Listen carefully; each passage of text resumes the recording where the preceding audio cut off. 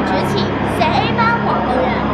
你哋好，我係3A 班嘅何美玲。黃浩洋，你知唔知今期我哋嘅節目有咩好介紹啊？梗係知啦，我哋將推出一個全新嘅 IT 節目俾各位觀眾。呢個節目就係自製大頭卡通動畫製作。